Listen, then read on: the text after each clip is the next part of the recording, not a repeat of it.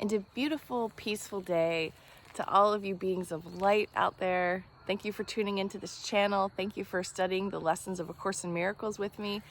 Today's lesson, we are still in a review period. We are studying lesson number 117, 117. The two lessons we'll be going over are God being love is also happiness.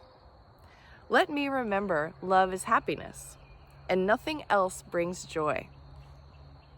And so I choose to entertain no substitutes for love.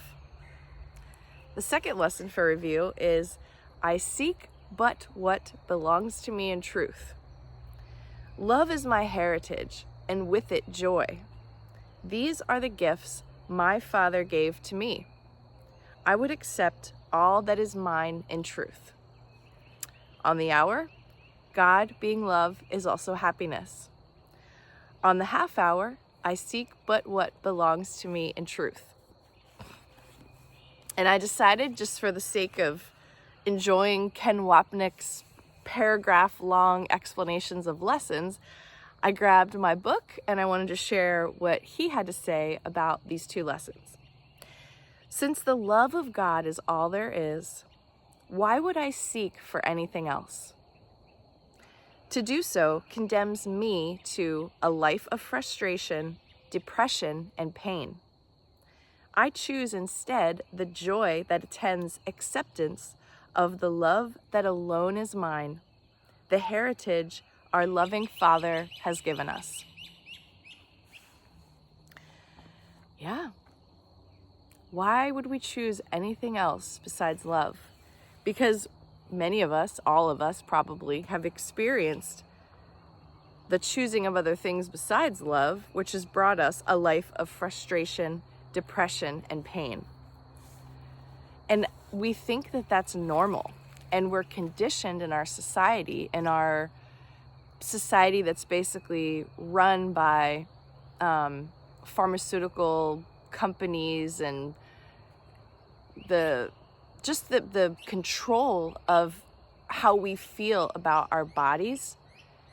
This is very important. The society that we live in is programming us to see ourselves as the body, to not have any sort of spiritual awareness about us at all. And essentially we're conditioned to have the expectation that our lives are going to be filled with trauma, which has also become an entire industry, if you haven't noticed that. Healing your trauma, your ancestral trauma, the trauma from everybody who, the whole spectrum of somebody hurt your feelings one day because they didn't like your hair to, incest and rape in the family. We are completely inundated with messaging around how miserable your life is and how much healing you have to do and how much time it's going to take to do all of that healing. When the truth is, we were born from love. We are made from love, by love, for love. And there's nothing mandatory about suffering or how much time it's going to take for you to heal from your suffering. But the trouble is we get used to acting this way, defaulting to this idea that we are our bodies, yielding to these people that have doctor in front of their name and all these credentials because they were trained and brainwashed into a system that focuses on physical and mental symptoms, never addressing the root cause of the problem. I used to think, oh man, if doctors were only trained in nutrition. But now I realize that's also a whole nother area of programming that still attaches people to their bodies. We idolize our bodies. And the ego is the one in charge of this whole thought system.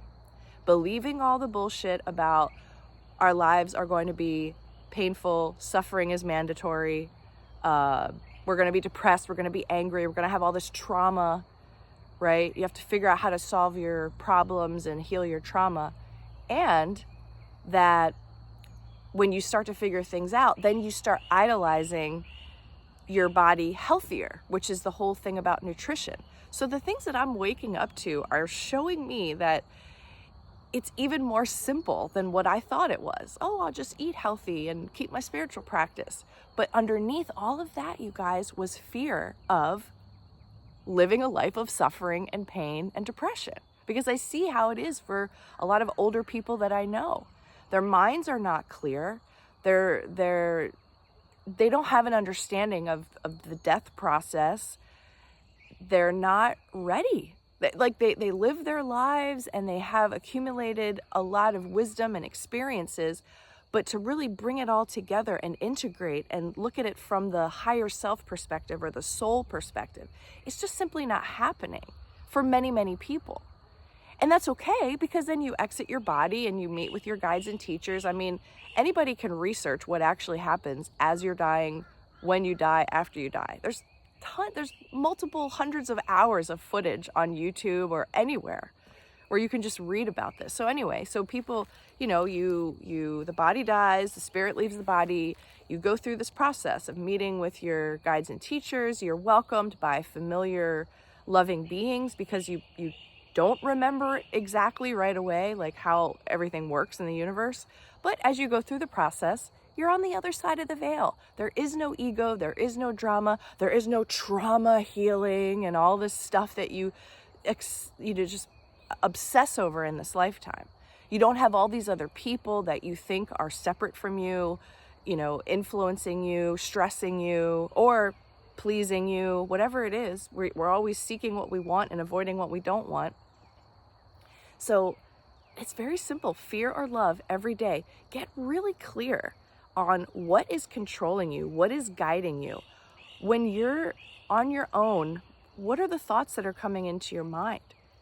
And can you make more of an effort to stop all the things that flood in that are about other people, about your situation, about your past, worrying about your future, and just be here, be in the now, and ask for guidance. What am I supposed to do today? I thought I had a plan, but what does God think? What does higher self think? What does spirit think? Stop letting yourself have your brain and your mind hooked in on something and being drug on a path of suffering, pain, depression, and death. You're the only one that can get out in front of that. And I think it's so much simpler than we allow it to be.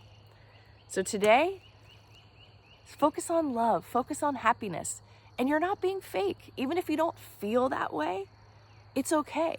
We're trained not to. The reason why we feel the way we feel is because of our indoctrination and brainwashing from all of our systems. The schooling system, the government system, the medical system, and all the media. Again, as much as our phones are convenient and really give us support in a lot of situations, like information that we may need, we think we need at least, it's an addiction. Watching television, looking at your phone all the time. I mean, what has got you? What has got your attention? And do you have a little bit more time to be with God and to think about love and to think about humbling yourself, forgiving yourself, forgiving other people that have hurt you, forgiving the world, the external things that you have no physical connection with, but it bothers you? Can you choose to forgive that? Move all that gunk out of the way so that your channel is clear, so that spirit can say to you, well, here's a good idea for what to do today, and you actually hear it. Oh, you want to change your life? You want to change your career? Yeah, you're miserable, aren't you? Here's a good idea of something that might interest you, a passion that we want to reignite in you. You can actually hear those messages when you move things out of the way. It's tricky, but you can do it. You can do it.